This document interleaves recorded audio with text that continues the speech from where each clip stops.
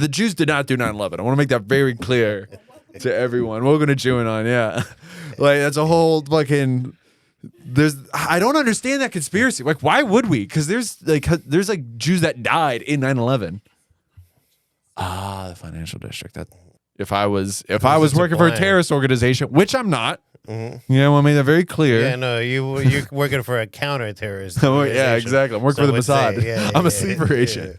So hypothetically, if I were, I would try to, attack certain institutions using like, I don't know, the ADL or some shit. I would, attack the Federal Reserve or something like that to devalue American currency if I wanted to destroy Israel because it's the closest ally. And it's basically where all the funding goes for the nuclear weapons. When I was a kid in Peru, Peru had terrorism. So like, was there an organization name? Yeah. It was called the Shining Path. Okay. Headed by this guy called Abimael Guzman. Okay. And they had their headquarters in the jungle because it's harder to find in the rainforest. But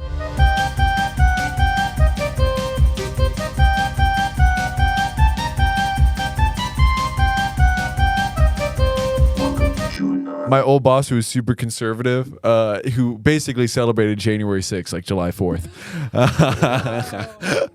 No, but he would like say, Hersey, you got to quit reading the New York Times. It's just a fat girl's diary, man. You got to get on the Post. Got to get on the Post. And he congratulated me today on the job. Yeah, shout out Tim. Yeah. What if it was Tim King? No, it's not Tim King. I bet you're a supporter of so hilarious. of the blue of the boys. The boys. He is a troop, right? He's troops. Yeah. Are we talking about? We're not talking about troops today. Well, technically we are about 9/11. 9/11, baby. Never forget. Never forget what was done. Never forget who the enemy is. Who is the enemy? The people who shorted the stock. Definitely. Is that who? That is a huge. Yeah, you can look that up on like a bunch of academia websites. Is about people shorting like the American airline stocks. We talked about that. You tell me. Well, this is a brand new podcast, so tell us. Literally on like 9/10/01 or 9/10/01, people like were shorting the stock, or people who were like ex-CIA who were working in the financial district in New York decided, they knew what was going on and they weren't intervening with Al Qaeda at all, pretty much. And they could have. I think so. Yeah, the CIA did not, was very idle because they gave guns to Al Qaeda to fight Russia, and that backfired immediately, and it evolved into extreme Wahhabism. And does anybody that's watching this episode know what the hell we're talking about? No, I fucking did research on this. You don't know about this? The Jews did not do 9/11. I want to make that very clear to everyone. Welcome to Jew Anon. Yeah, like that's a whole fucking. I don't understand that conspiracy. Like, why would we? Because there's Jews that died in 9/11. The financial district. That financial markets, Yeah. You reset the world, Tyler Durden and everybody. But like, why wouldn't they just attack Israel? If that's where, like, if the Jews did 9/11, like, why wouldn't? What are you gonna attack a bunch of mud huts? Like, there's those skyscrapers. A bunch of mud. Oh man. Is that not what Israel is like? No, it's not, dude. It's they got like skyscrapers and shit. You're thinking of the West Bank, dude. Oh, okay. You're thinking of. I thought about that. That's Israel's front. I was thinking about Israel's front lawn. I come from like very conservative people that are like, let's just turn the Gaza Strip into a parking lot. Like that's their political view. So, when you say like mud huts, it's like, hey, there's some impoverished parts like anywhere. You know what I mean? Like, question for you: you've been to Israel. How many major cities does it have? Like seriously, like 4. Yeah, like 4 or 5. So it's like not worth really like it's. I mean, if you're like a terrorist organization, I guess you could try to, but it's like the size of New Jersey. I'm not saying I'm like a huge Zionist, but like you are a huge Zionist. No. You want to the idea. I think if you want to like get back at Israel, you got to take out the supplier.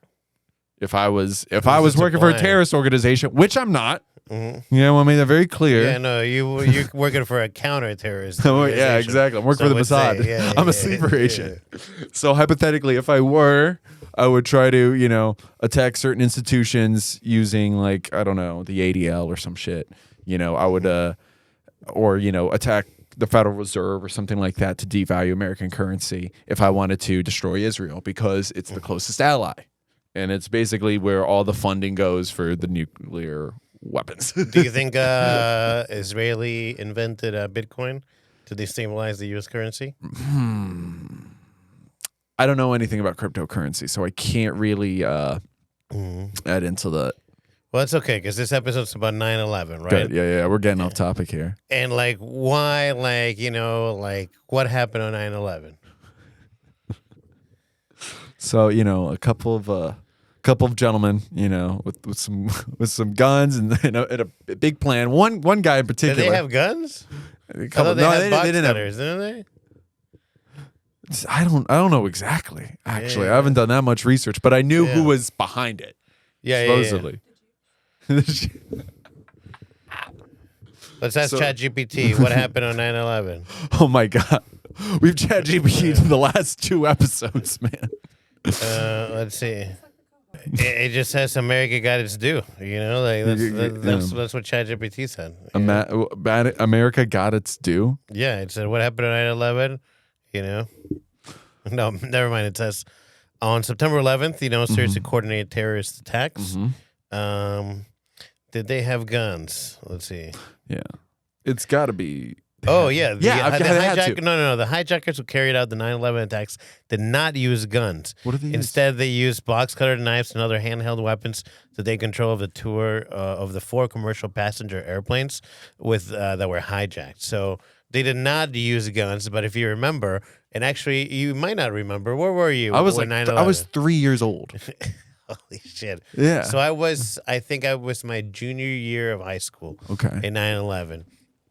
And I should have known that the world was going to become the way it is, right? Because 9/11, I was born in Peru. 9/11. I forget to our heroes. FDNY. Shout out Staten Island. The boys. But when I was a kid in Peru, Peru had terrorism. So was there an organization name? Yeah. Okay. It was called the Shining Path. Okay. Headed by this guy called Abimael Guzman. Okay. And they had their headquarters in the jungle because it's harder to find in the rainforest. But they would blow off car bombs, kidnap people, sometimes you hear a loud bomb go off somewhere in the city, and then the power goes out, right? Wow. Right? Because they would hit infrastructure. Cool. It's one of the main reasons why we moved to Pennsylvania when I was a kid for a year or so, and then Venezuela. But so 9/11, 11th grade, right? It was English class. The teacher puts it up on the screen, and then you see the second thing hit. The second plane was televised, right? Andy, did you watch 9/11? It was all of a sudden it's like Rocky 1 came out, and you're like, oh shit, you went to the movie theater. And they hit halfway through Rocky 1, they played Rocky 2.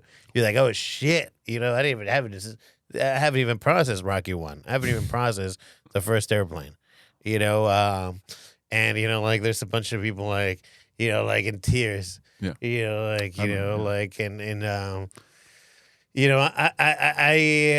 I was not in tears at the moment, right? And one of those things, I think it was, obviously a horrible event, right? But you're already desensitized to that. In a sense, all of a sudden, right? And then maybe it's I think when it's sensationalist, something big like that, right? It's really not just outside of all the people that died. It's taken a hit at who we are as a country, right? I think we. In American culture, we sensationalize violence. Mm-hmm. I mean, I don't know. The great example of that is Quentin Tarantino movies. Yeah. I love them. They're great, yeah, but they're, Absolutely. it's fucking violent. And then I don't know, it's very, a lot of people are very black and white. The same people who supported the war in Iraq like I feel like are now supporting like funding for Ukraine and shit like that. Yeah, absolutely. So like this is just gonna be like a cycle, of constant U.S. intervention. But it's weird. Tim Dillon mentioned this before. I always fucking quote that dude. But one of the reasons he said was the political parties have flipped. It used to be conservatives were super interventionist and hyper normalizing democracy in other nations, and now it's like the Democrat Party in America doing that instead, which is it's strange. I don't know why they're doing it, but it's going to lose a lot of like young voters like myself, who's technically registered to vote. So I think so too, right? Like it's like kind of like drums, right? Like the hi-hat, right? Like it's like it's gonna get more turbulent if you hit it super hard on one side. Like it's gonna like come back, and ideally you want stability. You want it like like just balance. You don't want it off balance, right? Yeah. Like and because otherwise the swings are gonna be wild, and I completely agree. I mean, also my brain just works this way, right? Like there's like almost 40,000 people that die yearly in car accidents. Yearly, right? Like, and because it's a slow burn, that's 10 9/11s every year, right? 3,000 people died on 9/11, more or less. So you have 10 9/11s every year, right? Let's pull up any statistics, and I always find it interesting what we decide, or who is it? Is it us? Is it the news that decides which stories are gonna get you like that emotional thing? And then what happens when you have that emotional thing to a populace in an election cycle or in supporting a war, right? Like how does that and it's like are we just like we've been like our government, other governments have been studying human psychology for a long time, right? Like so it's going to be through propaganda, obviously. So a lot of you saw when you mentioned Rocky's a great example, because Rocky 4 came out and it was this very masculine entity that was Rocky Balboa fighting this big Russian dude. And it was definitely like a David and Goliath. It was definitely a David and Goliath situation, and definitely programmed us to be this sort of defender of this all encompassing idea of corruption and evil. Like he was on steroids, he was this and that, and it was our job to end him because he killed his best friend. It's definitely like this sense of like martyrdom and this self-righteousness to like die for the state. And why? That's my question. Like, why is like these intelligence organizations putting this sort of propaganda out? Yeah, it's like and that's when you like start seeing things, right? Like they're like, this doesn't match. Like it's like you're like like all of a sudden like 2 and 2 isn't adding together, man. I mean, that's what humans like. That's what we do, right? Like and sometimes we see patterns where there aren't patterns. Yeah. But then sometimes you're like, you ever get that uneasy feeling where you're just like, I don't have all the information. Like whatever information I'm being given does not fit the pattern of whatever is happening, right? And I guess that's where the conspiracies come. Yeah, it's weird that my family's like my older parents, like the boomer generation, does not question anything government-wise, terrorist-wise. They don't question any of that at all. They don't think MK Ultra exists at all, and it kind of blows my mind how much evidence there is. And how much, the older generation will ignore it and be like, it happens, the government misstepped or whatever, whether it's Waco, the OKC bombing, or 9/11. They don't, it's just like, bad things happen all the time everywhere. That's just what it is. But could this stuff, A, have been prevented, and B, does the FBI, does the ATF have anything to do with that? And we don't, and a lot of, I think my generation at least is aware of that. And we have that small power of voting. So as we've downloaded all this information of all this evidence that we find, like the stocks being shorted, and who Jeffrey Epstein is connected to. Yeah. Like this, our vote will be influenced by those factors. Should they not? Right. Absolutely. All right. Absolutely. How can, and we'll get here to 9/11, but how can all of a sudden, right? You see the documentary, you see the purported evidence, and it's like, you know what? Let's just not look behind that fucking door. Let's not look behind the curtain at all. Let's not even take a peek. It's like, you know. Yeah. So I looked up some of these 9/11 conspiracies, right? Yeah. And what are some of the most common ones, right? So are you ready for them? Yeah. Hit me with them. Okay. Come on, ChatGPT, give it to me. So ask them for the top 10 ones. I should have went on Band.video before this. I don't know what that is. What is that? Alex Jones, a lot of his stuff is on there. Oh, yeah? Yeah, Okay. yeah. What is it? It's a lot of like InfoWars clips, a lot of stuff about Bohemian Grove, the Hunter Biden laptop theory, stuff like that. It's just a hodgepodge of shit. Well, and that's why people came to Jew Anon. They don't need to go on that Yeah, side. yeah. But like, please hit me with all the 9/11 stuff. So there's the controlled demolition theory. Okay. Right? Yes, I've heard this. This is with OKC as well. Yeah, so this theory suggests that the Twin Towers and Building 7 were brought down by controlled explosions rather than the impacts of planes. And we'll go into each of these, okay? Yeah. Then the inside job theory that posits that the U.S. government orchestrated the attacks as a pretext for the war and to increase surveillance and control over the American people. That's a good one. I that was the one that I related to the most because the Patriot came right after that. And a lot of my parents' generation was like, yeah, our government's trying to protect us. They really care about what's going on. They care about our data. And, you know, I just knew as social media was evolving, like, I'm signed, sealed, and delivered to them. You know what I mean? Yeah. Like, I'm all in a bow, you know, I'm a pawn, baby. Yeah. Just move me where you need me. Well, you know, and the funny thing is that in my generation, like a big movie that many, and I think not people think it's dumb or annoying, but I think if you really look at it, there's a lot of layers in there, and even the original creator's not in there. And it's the movie The Matrix. Have you ever? I've never actually seen The Matrix. I know. Isn't that incredible? Never seen it. Okay, you should see The Matrix. I will after this. But, you know, The Matrix, do you know what The Matrix is about? Do you know what The Matrix is? I know there's the red pill, the blue pill. I know that it's a simulation. Well, the funny thing is that nobody can be told what The Matrix is. You have to see it for yourself. It's. I'm assuming it's like this alternate reality, like Inception almost. I could be way off. You know, basically, The Matrix is control. You know, it is the world that has been pulled over your eyes to blind you from the truth. Yeah, you know, guys like Tate have always mentioned it. It's like it's a smoke screen, if you will. Well, what truth do you think they're blinding you from? There's. That's a good question. That is a hard question to answer because there's a lot of like truth that's being concealed. You know, everything from.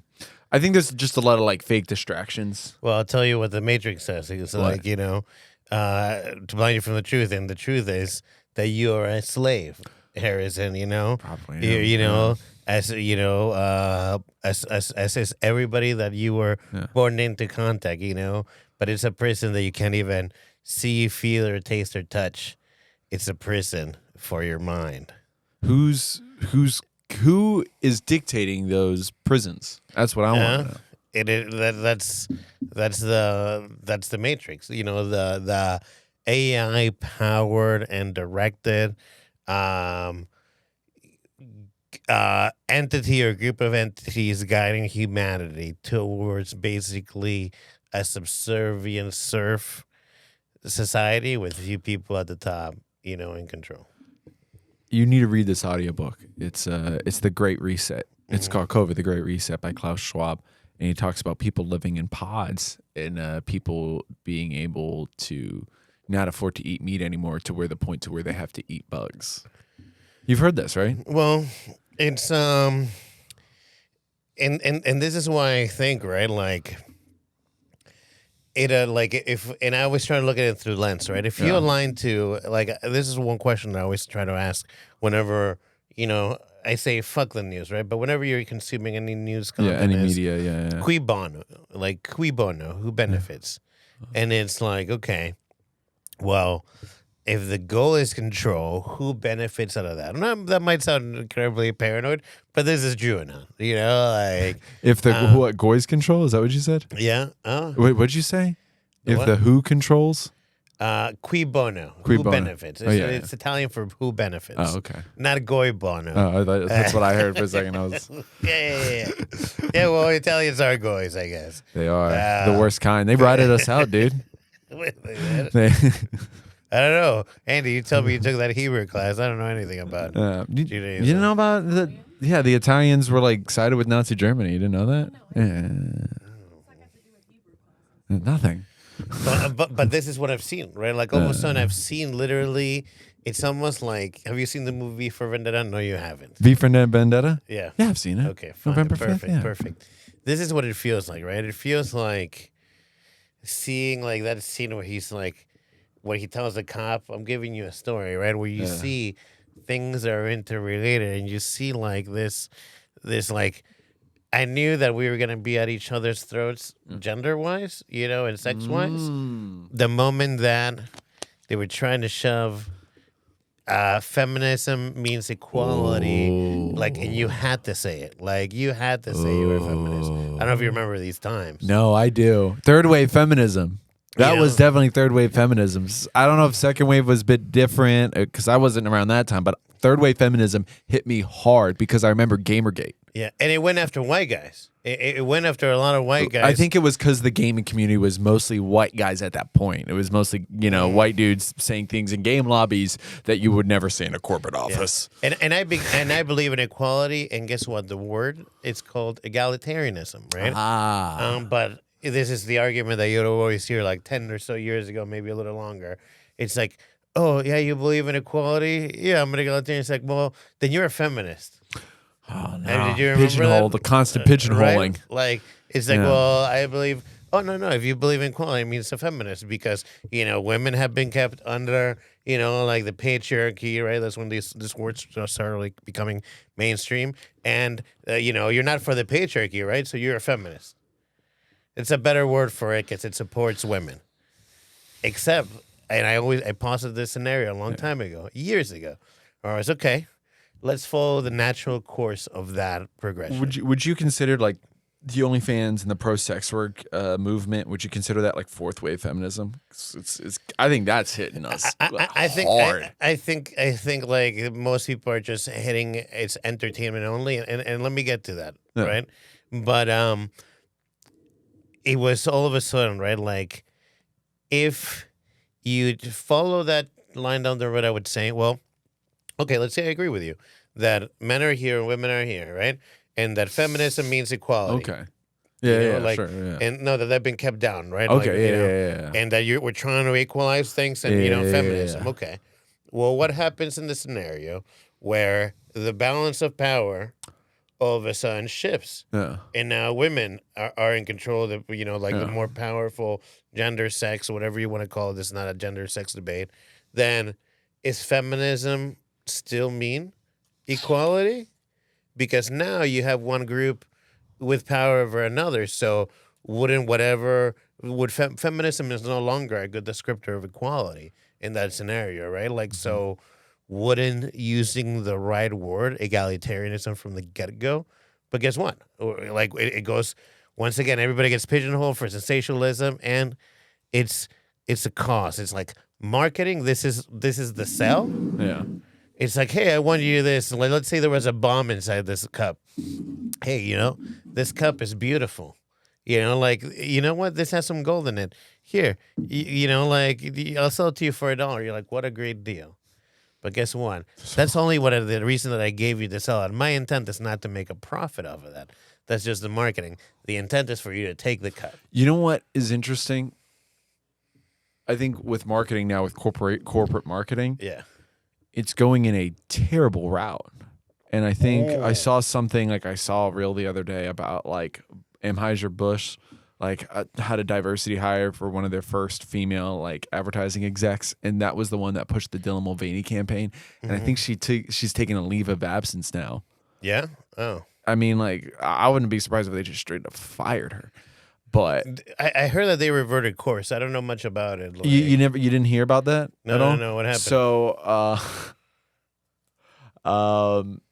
they have a trans influencer where this person on TikTok is constantly documenting. I heard they became transgender. They identify as a transgender woman. They take hormones, and all this other stuff. But the part that really interested me was that Anheuser-Busch, also known as Bud Light, went in the route of having this transgender woman influencer, in commercials for them and things like that. But not that that's a problem. The way they advertised it, because it was a very much like a Breakfast at Tiffany situation, where it was like, she's in like a bathtub drinking a Bud Light. It doesn't.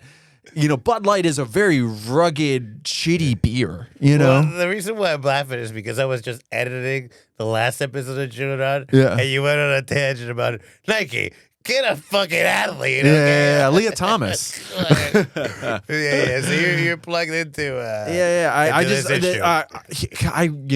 One of my favorite shows is Mad Men. And I'm a guy that really likes marketing and sales, and how to like find a target audience and a client. And I think a lot. It's hilarious to see corporations out of touch. Yeah, I find it so cute, like Raytheon or whatever. Like Raytheon, we're inclusive. I was like, not to fucking Pakistanis. You guys are, carpet bombing. Like it's just weird to see like weird. And I hate to say that word, like woke corporations. I find it like, all right, what are they going to post next? What's Burger King? What's Burger King's take on the transgender movement? You know what I mean? Like, who cares? Who cares? I mean, that's the thing, right? Like, it's almost like, guess what? Welcome to the new world, baby. Like, it doesn't matter. It doesn't matter what's in shit. Like, like your burger is gonna be made of roaches, but you know who you are. You're gonna buy it because Mr. Beast fucking sells it to you, right? Oh, this has been Mr. Beast. This lunch of fucking black tar. That's just a protein drink, but tastes like ass. Has been endorsed by Slim Shady. So. It's all brands. There's no substance. It's all marketing now. It doesn't matter. It's like how like it used to be where it's like, what? Oh, like you would not like it. Brand endorsements. It's like it's so cult. It's so cult following. It is. Oh, wow. Like that is weird to like a lot of people like want fame that badly, or they pursue fame in this way of like, I want people to see me. I want people to view me, but. To the point to where you become like a mouthpiece for like literal goy slop. You know what I mean? Like stuff like that's just full of seed oils, cancer causing, that is just completely debilitating to the human body. And your job is to go on like a big stage and is like, buy my McDonald's meal or buy my, KFC meal or whatever. Like after writing all this music, all this, whatever it is, or performing for so long just to, be a vessel for a product that literally kills people or like doesn't benefit them really in any way. Yeah. I guess you're getting that bag, man. I guess you really sold yours. I guess that is that technically selling out? Is that where that whole, facade of giving up to the man, is that where it all comes from? Is to sell things that other people you would never drink or whatever, or you would never like smoke? Prime. See, like everybody, Prime, like that Prime drink. I don't remember. No, it's one of the Paul brothers' drink. And they had like basically, was it like Four Loko or some shit? No, it was just some Gatorade bullshit. Oh, okay. Well, was it causing like liver cancer or some shit? No. Like, drink this. Just like it's like all of a sudden, like you know what I never understood. That fucking water that they sell in a can. Oh, look! Oh, what's it called? Liquid Death or whatever. It's like once again, it's fucking marketing. Oh, you know what? It's like a can. So that's like a fucking beer. It's called Liquid Death. It's people who are like people who are too insecure to be sober, so they have to like have this like Listen, if you drink Liquid Death, you have a bunch of fucking affliction shirts in your closet. Okay, you wear assless chaps when no one's watching, dude. Yeah. It's like, oh, it's so metal. It's like, but 9/11, right? So there's also the Pentagon missile theory, right? Some people believe that the Pentagon was not hit by a commercial airliner, but rather a missile fired by the U.S. government. No plane theory. This theory claims that no planes actually hit the Twin Towers, and that the footage of the planes hitting the towers was faked. Then, as you've mentioned, the Israeli involvement theory. Yeah. This theory suggests that Israel was somehow involved in the planning and execution of the attacks. The United Airlines Flight 93 theory. Yeah. This theory posits that United Airlines Flight 93 was shot down by U.S. military rather than crashing due to passenger intervention. Yeah, why would we attack our largest ally in military spending? Like that's what my rationalization comes in. Who's this we? Like the Jews or whatever. Like why would the Jews trading the failed you just now? Why you just would gave yourself away? Yeah, why would the Mossad do this? Yeah, I'm not fucking gonna catch rocks for them. Fuck that.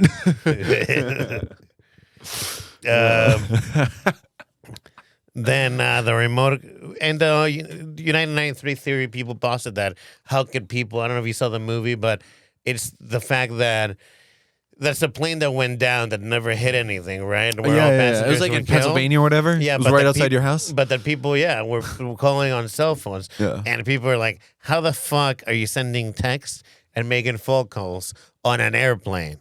You know, like okay. And that's what didn't mesh with a lot of people, you know, and like people are having these conversations, you know, that's what the recordings, right? And that's what I think the conspiracy people are like, how the fuck are you doing that in the scenario where like could the government just have shot it down and created a cover, because then it would have to say, like, especially if you're trying to control the populace and gain goodwill to go to war, right? How much? Sure. I would think that if you shot down one of those planes, you know, yourself, then it might, you know, like, you know, oh well, give should we incentive. Should we really go to war? Look, the fire. Look, just what we had to do, you know, and how many American lives were killed. Are we willing to spend more, you know, out of our own hand moving? You know, it's. I mean, I'm surprised we didn't go to war with China with COVID. A lot of people believe it was a bioweapon. A lot of people did.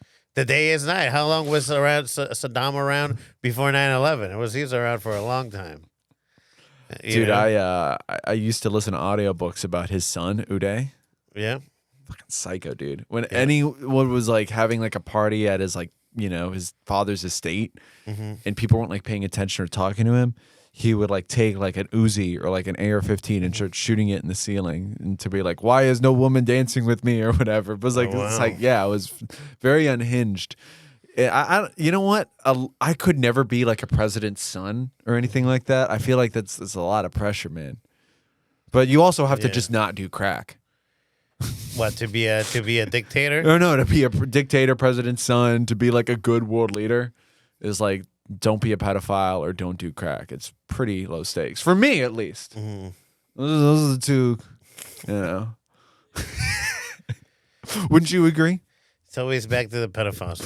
I'm just saying, you know, we got to save the children, dude. Porn has scarred you, my friend. It scarred a lot of people, dude. Yeah. Human trafficking, that's not good. That's haram, dude. Do you think like a lot of porn is human trafficking? Yeah. Oh, okay. Yeah. Do you think this as well, Andy? What? This is human trafficking? Is that what you said? Yeah. I am the trafficked. Yeah. All the way from Raleigh, baby. But you like, do you like where society is going? That's a terrifying question. I like where I'm going in society. Yeah. You know, I have control of my own life. I don't have. I can only influence, you know, maybe the person like, you know, in front of me. I see like Caitlin and, you know, just that my circle of people. You know, 100%. I wish more people thought about this, because too many fucking too many people out there are out there they're like fucking a black hole of ego, right? Yeah. Like, and they will grab latch onto any fucking thing and say, I'm egoless. Yeah. I'm fighting for these other people. It's- I have yeah. this grandiose. What could be more egocentric than say that you could have an impact on what the fuck happens in Ukraine? You know, like, You know what it is? It's like a mesh of like virtue signaling. No matter what leaning you have politically or socially, that's what it really comes down to. yeah. Is, you know, also gaining attention and becoming some sort of a martyr or sacrificial lamb for whatever, you know, weird cause you deem worthy of, rather than pursuing like individualism and things that, like, you know, Ted Kaczynski preached. Well, listen to the thing, like the battle between the individualism and the group thing, and this is the thing. Yeah. I came from another country, America. As far as I'm concerned, you know, at least from the traveling, at least superpowers is one of the last superpowers that really, you know, superpowers dictate what happens in the world more or less, where you can actually be free enough to thought and expression to a certain degree, as long as it doesn't directly go against the government's, you know, agenda, right? Like, but it's like let's break down the individual versus the whole the group argument, right? Yeah. And we were talking about this with Andy recently, and I think it's the individual, because let's say, where does a group even start, right? A group starts with two people, maybe 2 or 3 people, right? Okay. And those 2 people, if we were to come into accord, right, like we're in Walking Dead or whatever, right? Yeah. And we come across each other, there's gonna be distrust, right? So we're 2 individuals, and if there's trust, rapport, and our needs align, then we come to an agreement that we both agree on, and that is good for the group. But the thing that's happening for the group is based on our individual needs. Otherwise, we would never become a group. Yeah, I think the idea itself can be infectious. Like, just any idea in general. Like, the general concept of an idea, of a thought, can manifest into control. Yeah. I'm not saying don't think at all. Yeah. You know, I'm just saying there's consequences to every thought and behavior you have or you influence onto another person. Yeah. So there's consequences for your actions is basically what I'm The thing is, trying like, to there's no say. fucking solutions in life. There are 0 solutions. It's like, you know, you pull a lever here, another one's like gets like pulled over there, right? So all these people that think like, well, the government also works like that too. Like, they fuck up a lot, and that's the thing. They're also people. I'm not like advocating for them, like, oh, what they did was good or bad or whatever. But like they given weapons to, like, in exchange for hostages in Iran, and we thought that was a good idea. I'll tell you some crazy. You know what I mean? I mean, the world is upside down. I'll tell you some crazy shit. Yeah. You're not part of the Triangle. Are you part of that comedy network Oh group? boy, you really want to get me into that? Okay. Yeah, because I recently saw, and Okay. this is one thing I didn't understand. Somebody was saying something about a burlesque show and producer, right? And Also haram. like, you know, I pay $35 guarantee, and we encourage tipping for a 5 to 10 minute set. Oh, okay. No, let's just leave it. Otherwise, everything will shut down. Priority goes to female, queer, non-binary, or person of color comics. Yeah. If you have any, okay. And to what? I don't know this. Well, dude. I think but wait, Jews wait. belong in the queer community. The I should stand for Israel. All right, I'm done. Let me. I'm trying to listen so you can get your take. Because I'm trying to get your take on this. And do you know Jarrell Thomas by any chance? No, I don't know anyone. I don't know who Jarrell Thomas is. No. Neither do I. But he wrote, "I'm a person." He's a little thumbnail looks like a black guy with glasses. Okay, right? cool. Like, Okay. He's like, I'm a person of color comic, but I don't want priority over anyone else. If you have a really funny white cis comic, give that person a chance. I personally think as a culture, we are going further into discrimination than we ever have before. Whoever is good at their craft deserves a spot. Whoever is not good deserves a spot until they become good. Yeah. There is a philosophy that states to become like your enemy means you have lost the battle. Don't be like the people who have excluded you in the past. And if you do, make sure you have enough money to back it up. Peace them out.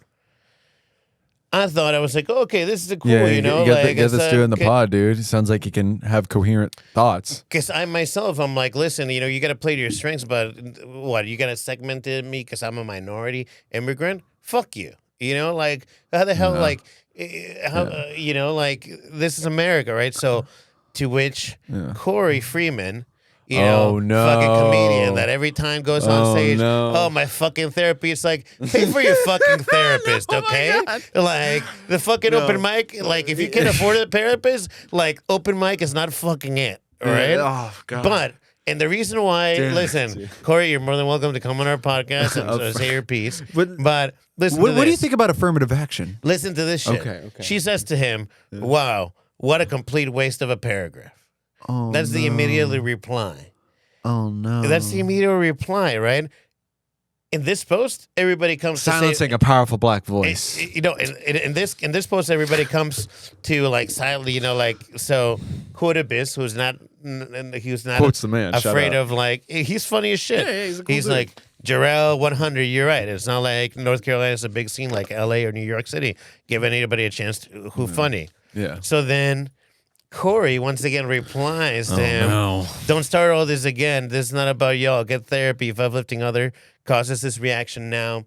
This is what I don't understand. The balls to say that somebody else is not uplifting others and replying to somebody that's just commenting, this is a waste of a paragraph. Yeah. Or like, oh, you know, uplifting others, right? Man, so, this is such enlightening discourse. it's insane because then like Quote then replies later on with like, Corey, I'm going to start again and again if I don't make sense and I want to speak. He says, little girl, you don't know me, so keep quiet. Like when you see me in person, right? Like once you say that's, you know, man, and it's like, you know, like the opposite would be like what women used to say is like, oh, what, you a big man. Once again, right? What we're living in, like, and this is the thing that doesn't make sense, right? Because it's like it seems like we weaponize topics only when it serves us, right? Because in this empowered thing, right? Like, oh, how dare a man jump in front of Corey? Like, because people like back up. Oh, how dare you, Corey? Like, you know, go against Corey. It's like, is she not? Does she not have fucking agency? Is she not equal? Is she not a fucking comic in this scene? Can she not fucking just reply like any other comic replies when somebody's shitting on them? She's not a civilian. She's not a fucking crowd member. She's a fucking comic like everybody else. And so, like, you know, like, I can't tell you one joke that she's done. No, yeah, because I can't. Because Quote is fucking right. But then we have some comics jumping in like days later, like, I just want to say for the record that, quote, the way you spoke to Corey there was really shitty and part of a trend of women being dismissed, and I fucking hate it. When you critique the show producers publicly in a thread, you do open yourself up criticism and respond. It's like, listen, the fucking dude Jarrell said something very nice, and Corey just shits on them. Yeah. Quote says, back it up, Corey fucking jumps on a fucking Quote. And now those two guys are the fucking assholes? Yeah. Like, what fucking world are we living in? They're silencing strong black men. It's a shame. The thing is, like, a minority. It is actually sad. Minority only matters if you're a fucking woman nowadays. Because, like, or if you're a man that agrees to whatever, you know, you're being told to agree. Once again, the group. And that's bullshit. That's not what this country was founded on. Well, art is very, you know, it's different. It's different, and the corporate world is also becoming it as well, where it's like we need to be very anti-discrimination and things like that. We can't have a bad PR problem. We need it's constantly optics, when it should be talent, right? Yeah. Like, for example, like I shouldn't be drafted in the NBA because they're needing white Jewish guys. Exactly. Okay? Exactly. Like I have no place in the NBA. I am an out of shape 6'5", 230-pound white guy. Yeah.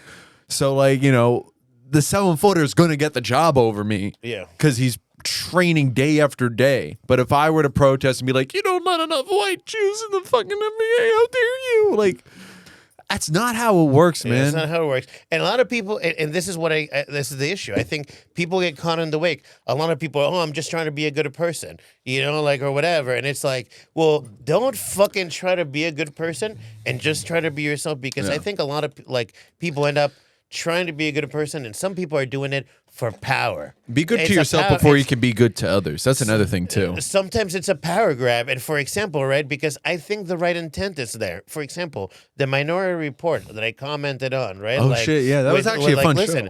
And thank you, Ebony, for putting me on, but I call it out. It's like, and the token what? All of a sudden we can say the token white guy and think that is like, fucking flip that to any fucking race and tell me it's okay. And not only that, that's why I commented, you're Jewish, right? Oh, yeah, is that not a religious minority? Yeah, it is a religious so what minority. the fuck is the designation of minority? Because tell me in a way that I understand that makes me understand how it's not fucking racist against white people, if that's okay.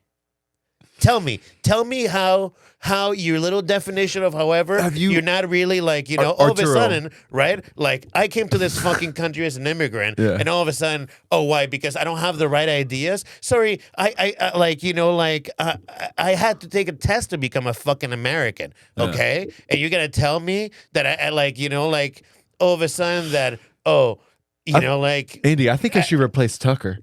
I think we found the guy. I have like all of a sudden I have like, you know, like guess what? This is just I you know, it's a power grab, and I found that it's a very easy way, especially with the shit that I see about quote or whatever, of people just to like limit minorities' ability to speech and or just men or whoever you want, because for example, everybody jumps on them for that. But for example, right? What's this? Scott Huggins, that little fucking Cabbage Patch, little fucking chubby piece of shit. I'm a fucking weird white guy in the comedy world, so I gotta look like fucking like a goddamn serial killer. Listen, he looks like the guy. Who's the guy in the DoorDash commercials? Yeah, you know what I'm talking about. Have you been seeing those DoorDash commercials? I don't know, bro. Okay, he looks like the fat dude in the DoorDash commercial. If you can pull that up, that'll be really helpful. Yeah. We'll have to pull it up. But all of a sudden, he's able to all of a sudden pull up a fucking open mic banner from an open mic that he tried to start, and all of a sudden shit all over him, jump on me and shit all over my shit, and moderators are willing to jump. Like all of a sudden, listen, comedy community, if only the mods jump in, it looks like a fucking power thing. Yeah, it is a circle jerk, and it's weird that I know things, you know what I mean, and that I've taught you, like the things that you know about a certain person that I've told you. Yeah, and you know that's a real conspiracy. You know, call people out. You know, like when you back in the day when people weren't fucking keyboard warriors and pussies. Like if you wanted to call fucking Dyson out, you would say it to his fucking face. He would come and be a talk little to like me, bitch about it and put it online. We need to police this fucking guys. Who the fuck are you, man? Like you know, like it's like that's a bitch move. You know, and there's a lot of bitch moves, and I don't understand what's happening because I mean they do comedy for like other white pussies, you know. So you know what I mean? Like it's a group of like corporate nonprofit people that like make like, you know, I don't know, 45 to like 60K a year.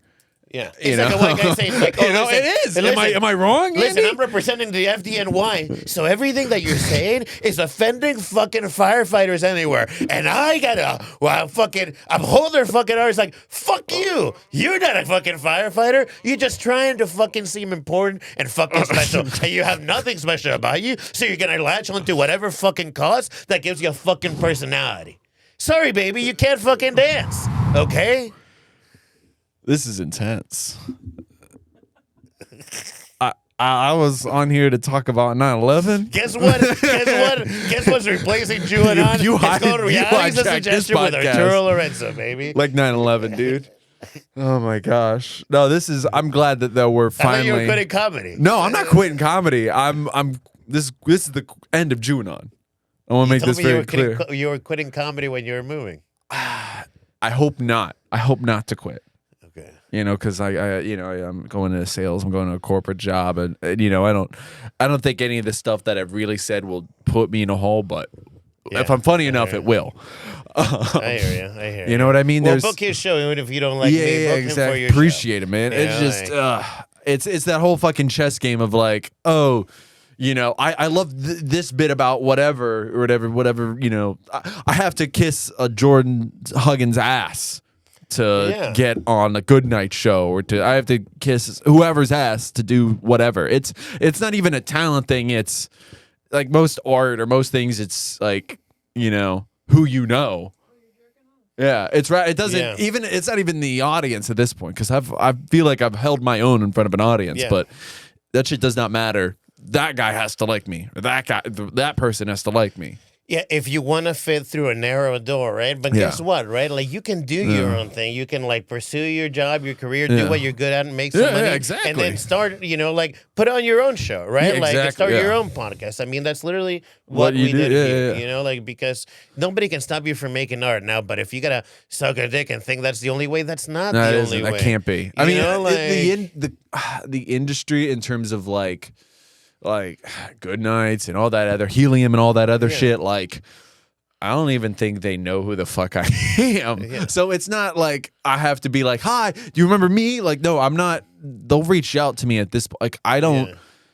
You can't like. This sounds pretentious as hell, but you can't rush greatness. You can't. If you have something good, people will come to it. People will find it. Whether it's a certain episode or whether it's certain whatever that you've done, people will gravitate towards it if it's funny enough. If it's, you know, it's actually funny. You know what I mean? Yeah.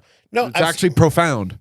Well, and also, like, it's like, what kind of, like, art do you want to put out there, right? What kind of art, like, because let's say you do make it. Let's say you do end up start making a living out of it, right? Like, what, like, do you want to put on a fucking face because you had to? And be a fucking, like, no, of course, nobody should want that. You know what I mean? I want people that I actually like gel with on a podcast or I actually find funny rather than some guy who is like, oh, I'm a big time headliner, so and so we've never met before. Like I'm not gonna be big dicked on my own podcast. You know what I mean? I'll ask you one question. Yeah. Who would you rather be? Would you rather be Judd Apatow or Patrice O'Neal? Oh shit, that's a tough one. Because I grew up like watching like Superbad and shit. Yeah, no, but even knowing who Judd Apatow Oh becomes. yeah, now Patrice. But also I don't want to die of a heart attack at 42. No, so and this is what I'm saying, right? Like, there's so many people out there that are like, you know, like we live in this world now where like, oh, I have to be Judd Apatow and forsake who I was, even though I'm being human, like almost sanitizing what humanity is. And fucking Patrice, for all the things that you wanted was real, right? Like it's like you want a fake vacuous life? Become a fucking actor and move to LA, you piece of shit. You know, like, but yeah, I think too many like little fucking like little dick syndrome holding on to their little fucking kingdom, you know, and it's like, and you get getting. Dude, I've been dealing with this for like years, and I'm like leaving, so it's like, oh, whatever. Like y'all never really, you know, it's. They're never rooting for me anyway. Yeah. So like, you know, I'm glad I, you know, did my last show in Wilmington where I started, even though it went whatever way it went. Yeah. I'm glad like I got to do new material, I got to do old material and just, you know, do what I do. You know what I mean? Yeah. It's about, it sounds weird. It's just about feeling free in what you do, not doing it for others. And a lot of people in comedy, and no matter what art, they always, you know, think about not just the audience, but their peers. So much so to where it inflicts their art and their passion. And that really is a sad concern of mine, Arturo. It really is, man. Because when you can't feel like you can be yourself on stage, like you've already put the mic down, man. Exactly. Just fucking put a bullet in your fucking head, you know? Like, you're doing more. I mean, otherwise, what life are you living if not the one of yourself, you know? Like, yeah. I've done some dumbass jokes that bomb, but I can still, like, bring myself back up. Brought to you by BetterHelp. Yeah, you got to get, like, some promo code or something. Yeah. What would your promo code be for a business? Look at the description. There's going to be an Amazon link to the bullets. You know, like we get a fraction of every sale. You know, like is that too morbid? I'm just kidding. Obviously, we're not advocating for killing yourself. You know, like, but start living life for yourself, right? Like, you can get bullets on Amazon. You can get bullets. Can you? Probably not. Probably not. The Democrats probably wouldn't let me. Yeah. Taking my damn guns. Taking my rights. Yeah.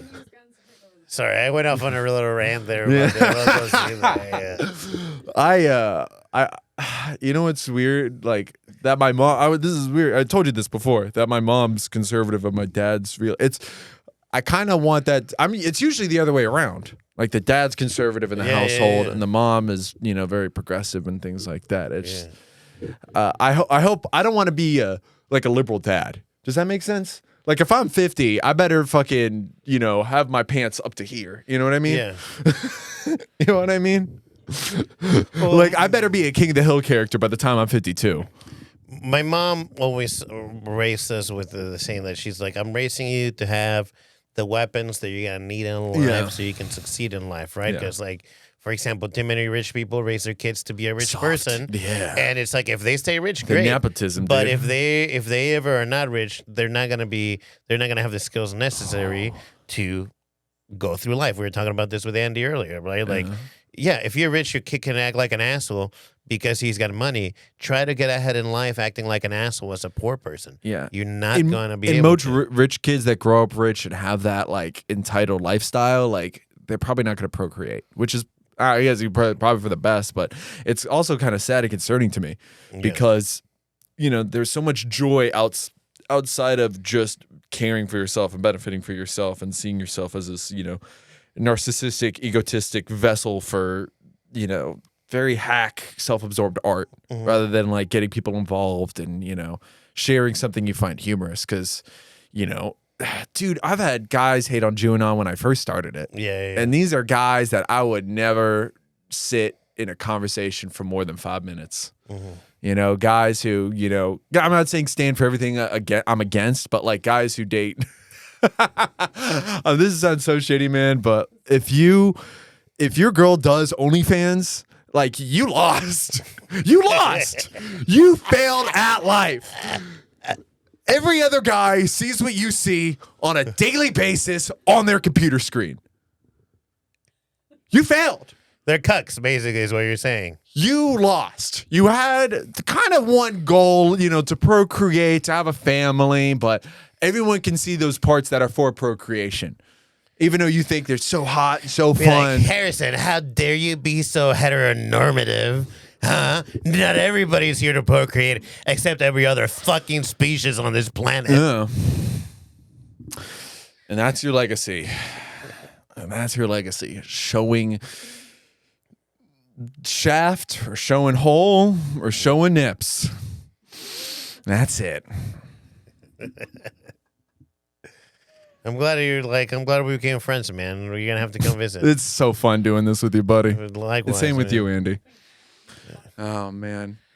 We hope too that the scene is better than when you found it next time. I hope it fucking is. I hope the right people are still doing it. You know what I mean? Yeah. I'm not saying they're wrong and everything. People can change, but shit that doesn't make me walk out of a fucking room. I don't want to sound like a big shot here, but like I love comedy. Keep me in the room. I don't care if you're a fucking open mic or just starting. If you've been doing this for like 5 to 10 years. Yeah. You got to be able to hold people's attention and just not walk people. Be compelling. Yeah, exactly. Absolutely. Life isn't perfect. Life is about making mistakes. Exactly. And this like it's almost tied, right? Like the birth of the internet is also tied also with a decline in religion, and I don't vie for any one religion, right? Yeah. But it is almost like there is no it's like there is like anything. It's like everybody's a Christian. Everybody has a cult.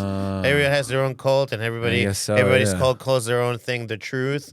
And it's like everything outside of this is not the truth. And like this is like as a first generation American, right? Yeah. This is what really anybody that's ultra listen. I'm one of the people that got Obama in office, right? Like I was my first election, right? Man, he was the first president that did drone strikes with a smile. He was very charismatic overseas. He came to my college, right? We saw him, right? Like and everything, right? He even talked about political correctness too. Yeah, a little bit, but it's like it's the thing. The thing about it is that like we stopped. why do we forget things? Our ability, why did we develop the ability to forget things? Maybe it was to be able to eventually overcome trauma, right? And the internet has made history a permanent thing, except that we evolve as people, right? So we need to be able to like, it's like, would you make a fun of a 3-year-old that can't walk, say, you stupid fucking baby? No, guess what? It evolves and it learns, and you only, like, would you say that you learn better from your mistakes or when you get things right? Mistakes. This is a great. So you have to be allowed to make the mistakes. Yeah, you have to feel free. You have to be freedom in your failure. You have to understand there's freedom in it, and there's learning in it. But you can't normalize failure. Does that make sense? What do you mean?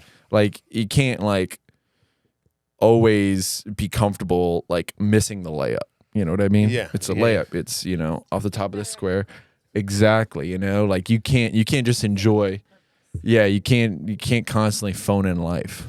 Oh, absolutely. And the thing is, like, I feel like it goes back and forth, right? Like every color, every gender, everything is everything. Every definition that we make is an arbitrary one because we've created language, right?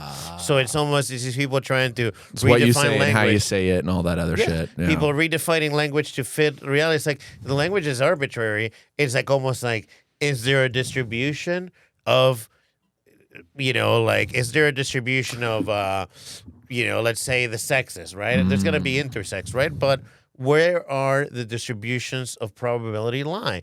Probably in that, right? So then your language is going to follow, right? If all of a sudden we lived in a world where 99% of the colors are like blacks, browns, greens, and blues, then we might have a lot of different, like a lot of words for that, but maybe not a lot of words for stuff that happens very rarely, or maybe it's not something that we pay, like, that is on all our signs because it's, like a rarity. It's not as common, normal, but less common, right? Like, it's like, we need to be able to make the mistake and be like, hey, sorry if we don't, and that's why a lot of people in America, I feel like, relate to Christianity a lot because it's a second chance, it's a second coming. A lot of people, love that idea of redemption and resurrection and all that. They see themselves and view themselves very Christ-like. That's one thing that I've actually valued growing up in the Bible Belt, even though I'm a Jewish minority and a lot of people believe, we killed him.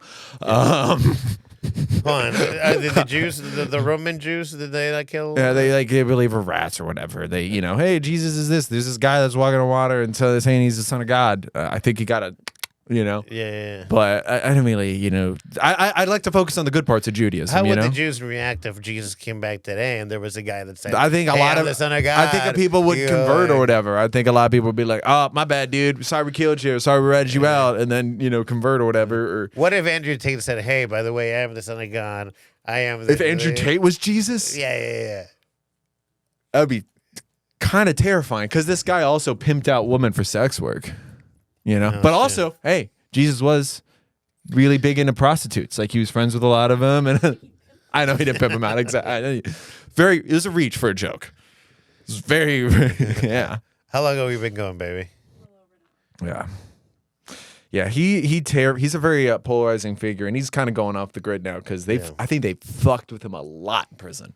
And he was one of those guys where, like, I live in Eastern Europe because I have money and I can pay off cops or whatever. Looks like it didn't work out, buddy. Yeah, no, that's what you wanted. Like, he's too famous, it's like, it's the smart people who survive the Matrix kind of keep their mouth shut, keep their money tucked away. They have a property out where it's off the grid. They have a couple kids. Those are the people that are beating the Matrix, in my eyes.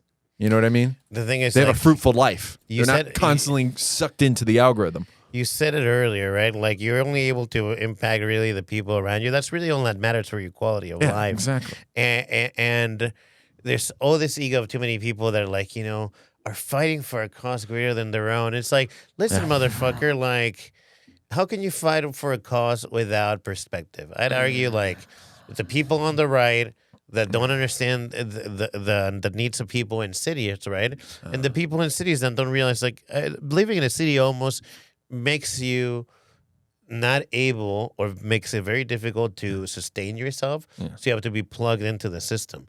So it makes complete sense that people raised in a city or developed in a city would be very prone to, going towards the system of like, this is how it works for everybody so we can all live together. But if you live in the country, you know that you can't rely on cops to show up at your house. Yeah. Like food, right? Like what if the roads get ice? So you have to be much more self-reliant. Yeah. And then you would not want to be plugged into a system because history, like experience has shown you that only in self-reliance can you make it through the winter. And it's like both of these assholes are talking to each other and like the fucking country's made up of just pasture or just fucking cities. And it's not. And they're talking across each other without realizing it's like, hey, you son of a bitch. I got a question to ask you, man. Before we wrap this up, what's your opinion on Durham? Because you've lived in a lot of places, and I was raised here. Yeah. What's your kind of opinion of it in like a sentence or two? I love it. Like really? there is like the warmness that the neighbors, and I'm sure I'm the bad neighbor here. You know, that's like, like you'd be like, is a redneck living in the house? No, a Hispanic guy. Like I have like bunny cages. There's no loud Latin drum beats, and there's not like Modelo's outside. Like they would never know. But there are animal cages. There's plywood. Like I don't think they can make of it, but they've been incredibly. I think. This is what I feel about North Carolina. They're incredibly helpful, like, and this is pervasive of all people, right? And the less tolerant portion of them are less tolerant because, from my assessment, is because they think that the way that they do things is the standard, and that anybody that's doing differently, you get that from suburbia. You get that. Yeah, I think you just get that in suburbia mostly. Yeah. Yeah, where it's like what you're doing, or your grass is too high, or whatever. Like I'm gonna have to report you to the city. They didn't invite us to that art show for this next one because like all these people were selling fucking wood turned bowls for $300, and we had like a comedy show. We had like a ventriloquist. We had these little games and stuff like that. 3 to 5, and it's like I thought it made it fun. Yeah, but like they didn't like. They're not conform. It's it got to be like super family friendly. It got to be like super granola. Yeah. So like the comedy's got to be like super Jerry Seinfeld level clean, and it's I know I'm not that clean yet. It's like in that place, it's like it's almost like at that point, it's like you are in Nazi Germany if you can't no longer have have an opinion if you have to go with. In a different way, right? Because not everybody associates the murder of people, right? But the socialized states and the police state and the distrust, the breakup of loyalty of human to human connection in lieu of connecting to the state or groups and then turning people in that don't align with particular dogma. The idea of like a rat, or so to speak, or exactly. A snitch. There's somebody definitely that's not for the cause. Yeah, there's definitely a lot of snitch behavior, and I think that's where like cancel culture derives from, and that's why I kind of loved mob movies growing up because you got to see, like I was a fucking rat, we got to get him, and I was like. Yeah. It was this weird sense of justice, and like coming as a kid from suburbia, you always like, fuck yeah, he got what he deserved. That's just how the streets work, and you lived vicariously through that.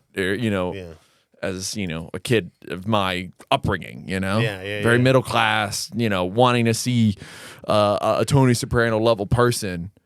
But it's almost like that movie In Time. Have you seen it with Justin Timberlake? No, I have. Oh wait, is that with the barcode? Where they're like, when he goes to the rich area, they're like, "You're not from here, are you? You're walking too fast, right?" Because all the rich people are like, "Oh yeah, no, we don't go swimming in the water. We don't take risks." It's like, at what point did you give up your humanity for this order? Yeah, where you're so rich, you're too calculated into actually having fun. Yeah, because a lot of people like Gen Zers who have money like treat every conversation like a chess game. How can I benefit from this person? What can this person do for me? Rather than like, do we have anything in common? That's what it is for me. Like will this be just a fun conversation, and then we can go into whatever. Exactly, because it's like humanity is going towards a place where it's like it almost seems. And when I say where are we being guided to, right? Where it's like you became being so algorithmic and so mechanical that you can understand. Like people are almost ashamed of the animalistic nature, the reptilian, the emotional brain that is humanity. And if you reject that and only go with the neural cortex, the ability to process, then a machine can replace you. You know, like because you've lost the very differentiator that makes you human, thinking that you're getting an upgrade. No, you're losing a piece. I think AI can replace my job now, but not the job I'm going to have eventually, like sales and marketing and all that. Like you have to understand the human mind a lot more, I think, and you have to talk to people 101. You know, people don't trust machines, and people don't trust. Yeah, of course not. Fuck that. All right. Well, do we have everything we need? Anything else you want to touch on, buddy? No, brother. It's been a pleasure, man. Come back and visit. Oh, yeah. I got to use the bathroom. You haven't even said this is Jew Anon, you fuck. Shalom Alechem, Jew Anon. Peace be upon you. Thank you.